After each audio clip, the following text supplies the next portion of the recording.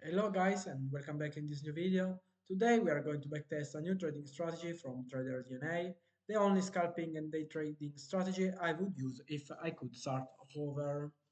But before I start, I remember you that if you want to backtest your trading strategy or you want me to backtest other YouTubers' trading strategy, write me an email that I will leave in the description. But now let's talk about the strategy. I will backtest it on these forex pairs and on the 30-minute time frame. I will leave anyway the link of this video in the description so you can check it for the basic conditions. I will talk about it anyway. So let's see some of the trades that my software took. For example, this one on the USD CF sell and it was such as at this day time. So it was here. In order to open a short position, you have to check for a cross, a bearish cross in the stochastic. So the blue line must go below the red line.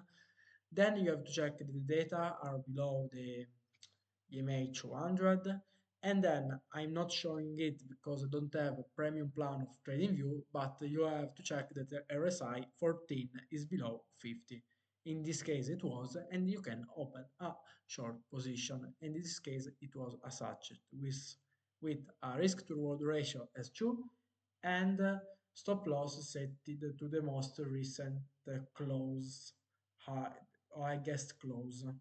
I chose it as stop loss, and risk to ratio 2 was chosen by me because it didn't mention a specific stop loss risk to reward ratio.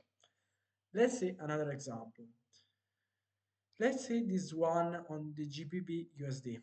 So it was here, another sell trade, crossing the stochastic, EMA above the data, EMA 200, and the RSI below 50, RSI 14. So you can open a short position, same thing, stop loss set it to the most recent close, I guess close, risk to ratio as 2, and here, as you can see, it was a success.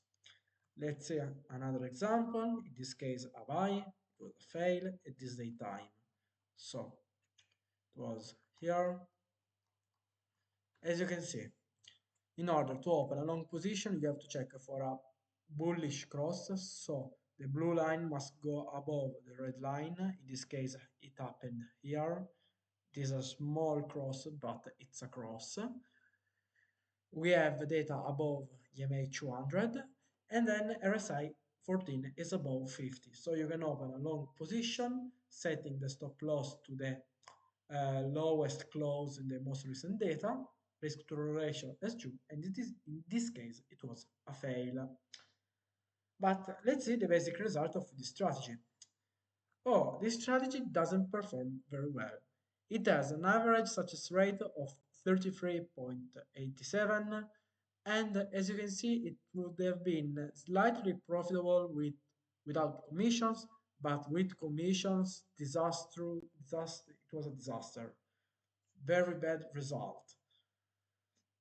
Let's see other information. For example, we can see, for example, that the average success rate for buy was 35, and for sell it was 32. So better in buy than sell. And other thing we can see, for example, the we can see, for example, that let's see, for example, the max fail in a rows. So max fail in a rows were 13 and max success in a row were 9. But now I have already downloaded all the trades that the software took. They are here. So let's try to analyze it and let's see if we can improve the strategy. The criteria that I used today was to check for a DMP and DMN crossover.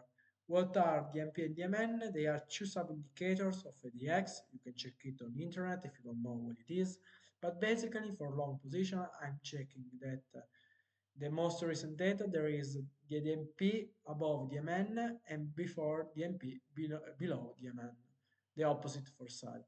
And what I have found? I have found that if you have checked for this crossover in the last 10 candles about, the new average success rate would have been like 37, so 3 points higher than before. And for sell, it was almost the same things, like 39, so an average of 38% as average success rate. So the conditions that I will add, it is this. So here it is for the sell. So the MP below the MN, the most recent candle, and the, the recent candle and the previous candle, the MP must be above the MN, and the opposite condition for the buy. I have already added the code, so let's try to run the strategy on the trained dataset, and let's see if we have improved the strategy or not.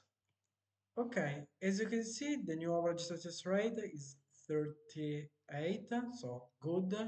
It was what we expected.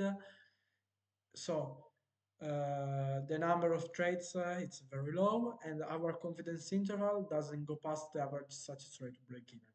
So the strategy is profitable without commissions. It's not statistically profitable, and with commission, it was not profitable, almost break even. So it is it isn't a good strategy. This one, it doesn't perform very well in the past on this data. So let's try to run the strategy of the test dataset, and let's see if our confidence interval is respected or not. Okay, as you can see, the new average success rate on the test dataset is 34. That it is in the confidence interval we have calculated before. But as you can see, the strategy is profitable without commissions, not big profits at all, and it is not profitable with commissions. So the strategy, it's not it's not profitable and not statistically profitable in the end with commissions, and it's not a good trading strategy. But I remember you that these are not financial advices. I'm not a financial advisor. Do what you want. I'm not telling you to trade this strategy or not. Make your considerations. The strategy may not perform as well in the future as it did in the past. So pay attention, trading is very dangerous. So for today, I think is all. Leave a like, subscribe, and see you in our next video. Bye!